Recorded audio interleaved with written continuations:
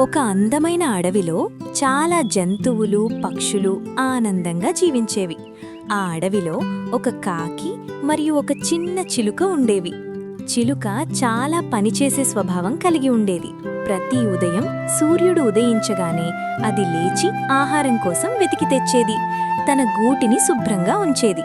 కాని కాకి మాత్రం పూర్తిగా బద్ధకంగా ఉండేది. ఒకరోజు చిలుక కాకిని చూసి చెప్పింది, స్నేహితా, వర్షాకాలం దగ్గర పడుతోంది. మన గూటిని బలంగా తయారు చేసుకోవాలి. కాకి నవ్వుతూ చెప్పింది, అయ్యో, ఇంకా చాలా టైముంది, రేపు చేస్తాను. రోజులు గడిచాయి.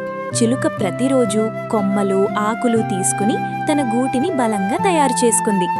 కాని కాకి మాత్రం రోజంతా తిరుగుతూ ఆడుకుంటూ కాలం గడిపింది. ఒకరోజు ఆకాశం ఒక్కసారిగా నల్లగా మారింది. బలమైన గాలి వీసింది. తర్వాత భారీ వర్షం ప్రారంభమైంది. చిలుక తన బలమైన గూటిలో సురక్షితంగా కూర్చుంది. కాని కాకి గూటి బలహీనంగా ఉండడంతో గాలి వీస్తుండగానే అది కూలిపోయింది.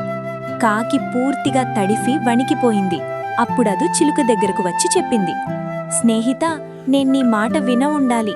నా బద్ధకం వల్ల ఇప్పుడు కష్టపడుతున్నాను.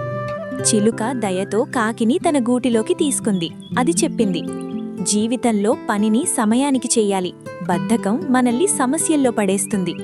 ఆ రోజునుంచి కాకి తన అలవాటు మార్చుకుంది. అది కూడా చిలుకలా కష్టపడడం ప్రారంభించింది. అలా ఆ ఇద్దరు స్నేహితులు ఆనందంగా జీవించారు. ఈ కథలో నీతి ఏమిటి అంటే, బద్ధకం వల్ల మనకు కష్టాలు వస్తాయి.